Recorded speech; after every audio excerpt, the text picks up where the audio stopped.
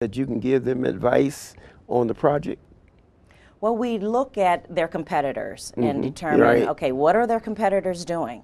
Where have they been successful? Where does the money seem to be? Where are the services in that particular industry? So You analyze the market. exactly, we Right. look and to see, just try to understand the customer's competition.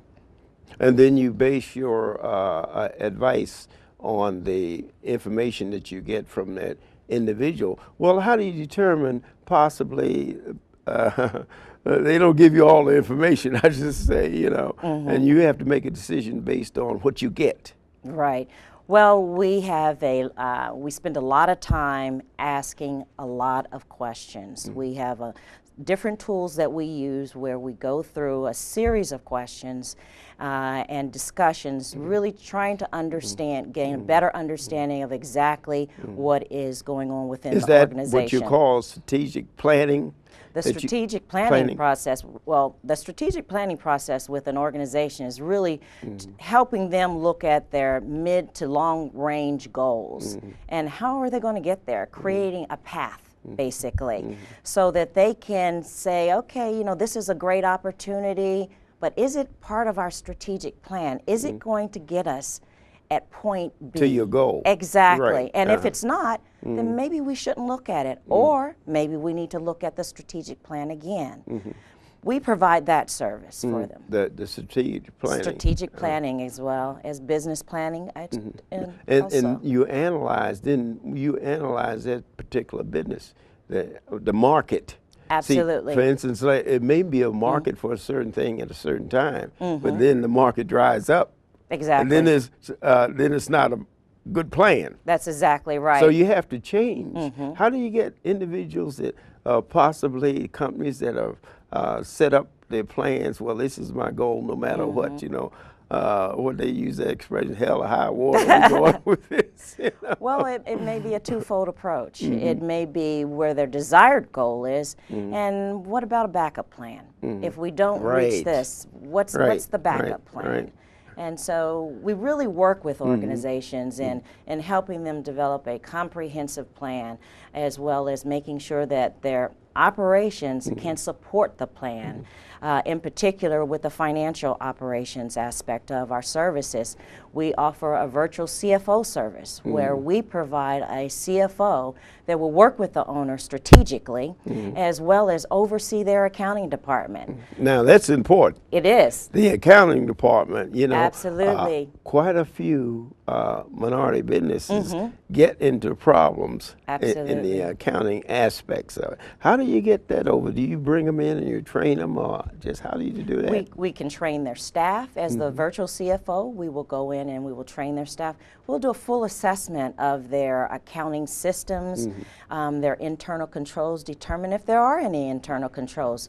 But the goal is to ensure that they are audit ready, that they are ready to complete and pass, whether it's a gap audit or whether it's some sort of government A133 audit.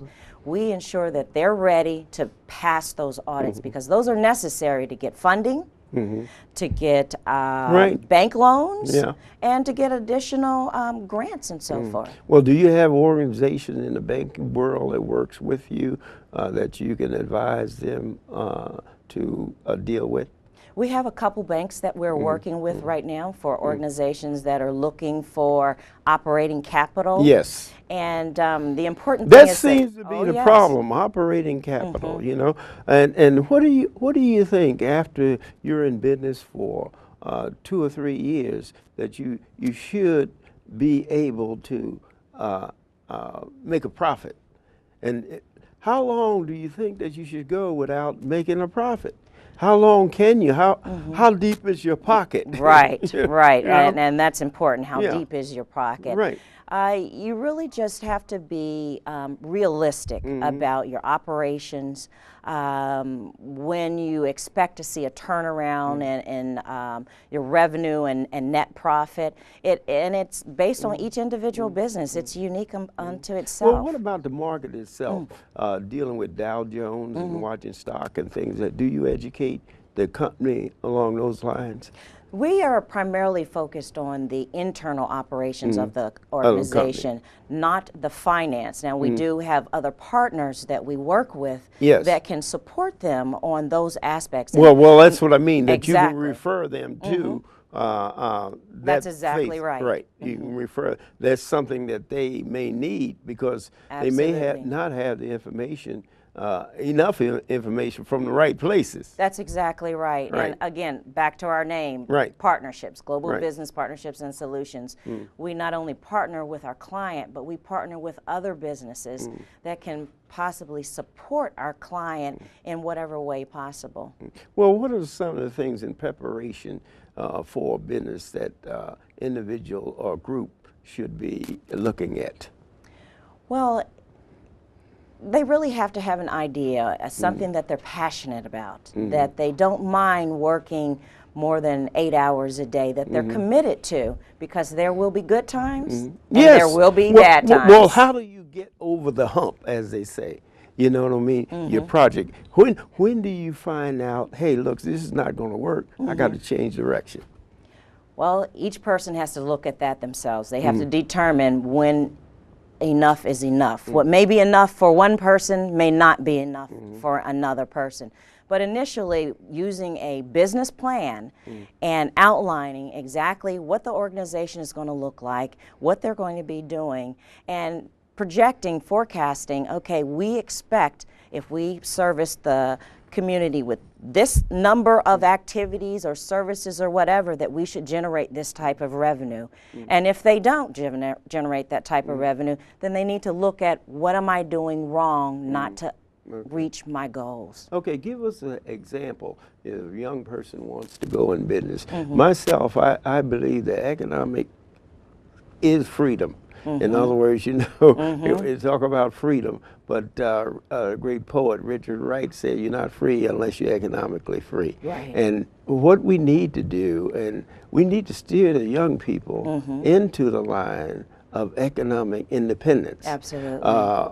During my day, what happens is, you know, if you got a 9-to-5 job, well, you got it made, you know, well, you got financial stability. But what we need to do is guide the young people into the real economic world. Yes. In other words, we have a tendency to be users. Yes. You know, and by being a user, you're always buying something. You're not making anything. You know, so how would you advise a young person that wants to go in business by setting it up? Oh, okay. Well, I am also a mentor for small organizations that aren't organizations yet, people who just have ideas. Right. And I talk to them often about their ideas, and that's the key. They need to talk about it. They need to talk to different people, just vet their ideals with other people who are in business, and just embrace it. They have to be passionate about what they want to do, because it is a lot of work. Right. Okay. You heard it here on the Ed Brown Show. You know, that's one of the things about the finance. And Janelle Bryant here is out there. Her organization is there to help you with ideas, because we have a lot of ideas, but when it comes to finance and solutions, that's a tough job.